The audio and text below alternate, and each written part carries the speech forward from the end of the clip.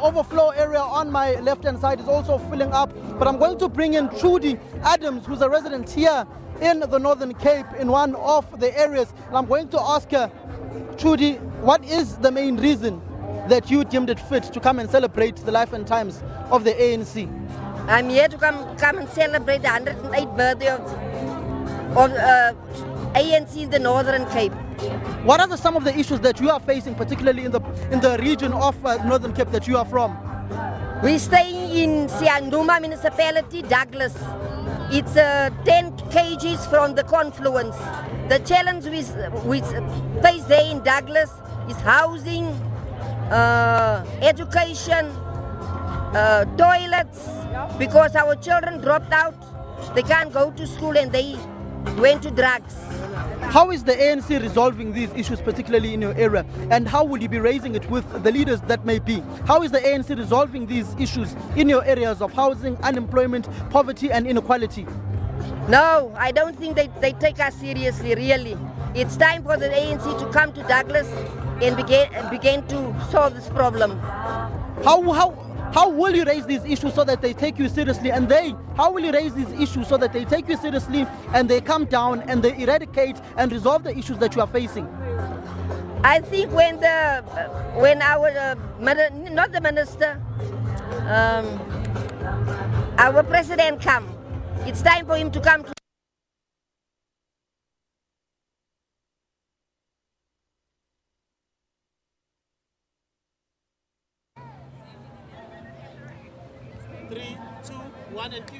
Well, thank you very much. I'm joined by the spokesperson of the ANC, Pule Mabe. Pule, first and foremost, on a lighter note, what are you expecting from the president's speech? You guys have been campaigning, door-to-door campaigns, engaging with the community of Kimberley. Can we expect a pro-poor budget, not budget speech, I beg your pardon, but speech from the president? Well, we are expecting the president to speak about hope, about the economy, about issues of land, about all of the issues that concern the people of South Africa. But of course, be able to drive forward a reimagined plan that the ANC is mounting, especially now at the start of the decade, in terms of what is expected going into the near future. I will tell you now, Natasha, that when our people live here today, we expect them to live here renewed, revived, and looking forward to a better future.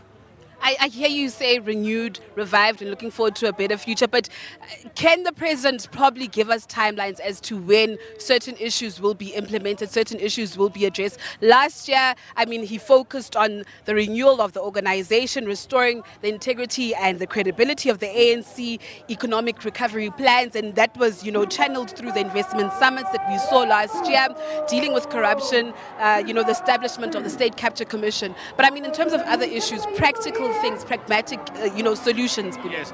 Well, Natasha, what you'll expect is that perhaps it's one, we need to have a proper sit down with the media to explain how the January 8 statement become part of the life of the organization. For instance, coming out of a January 8 statement would then be a program that gets to be pronounced through the State of the Nation's address, because the only place through which the ANC is able to deliver services is in government, where it leads people. And in terms of, the atmosphere here, maybe on a lighter note, how are people feeling on the ground? Well, of course, mixed feelings. People have raised their own challenges. We have had an opportunity to also engage with the local municipality, especially in municipalities where the ANC leads, so that if it is possible to introduce an intervention there and there, you also try and deploy that kind of an intervention. There are simple things like waste collection, sewer reticulation, and all of that. Things that you can resolve. I mean, the Minister of Water Affairs in that capacity had been able to deal with issues out in Kuruman as part of the program that we've had here. This shows you that the ANC not only intervenes, but acts proactively, because we can no longer subject our people to talk shows.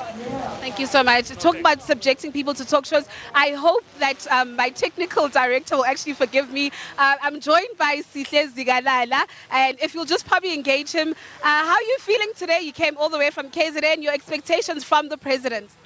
Well, our expectations are that the president would outline the focus and strategic task of the year.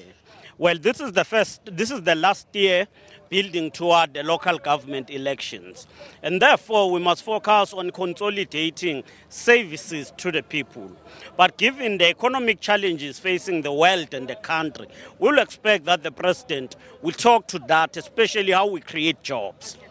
I'm just going to have to cut you. There's a cake cutting, so let's just cross back to you in studio, Elgin. Some music from everybody. Now we're going to try something very slow. For those of Well, we continue our build-up to the